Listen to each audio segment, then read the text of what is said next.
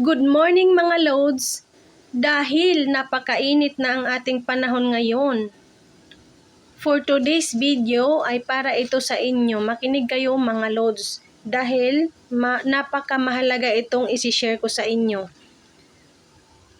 Kailangan nating uminom ng maraming tubig dahil ang ating katawan ay mostly water. Magsisimula na ako sa ating utak, sa ating brain. Ang ating utak mga loads ay kailangan ng 73% water.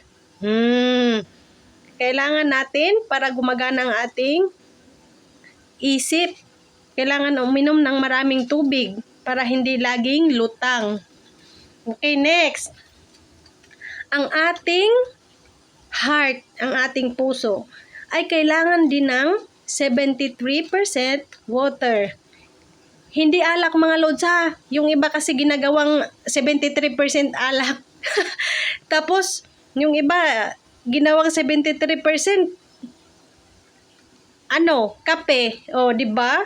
Dapat 73% tubig. Next, ang ating skin.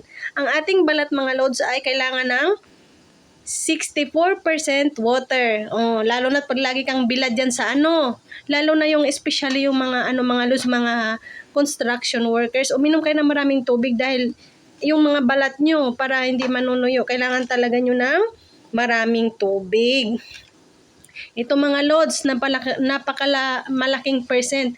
Ang ating lungs, ang ating baga, kailangan ng 83% water. Ayan mga loads. Yung iba kasi ang alak ginawang 83%. Dapat loads, tubig. Okay. Next, ang ating kidneys. Kailangan ng 79% water. Yan, panay kain ka ng chichirya, maaalat. Pero ang tubig mo sobrang konti. Ang ginawa mong 79% ay sting soft drinks, mga juice, yun, mga ganun. Kaya sumasakit na yung kidney mo dyan mga loads.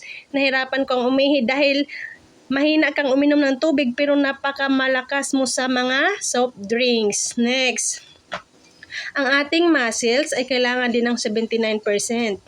Dahil ito ay ating pagtatrabaho araw-araw mga loads. Kailangan niya ng tubig. Yan. Water is life. Stay hydrated and give your body what it needs to function at its best. Okay, for today's video.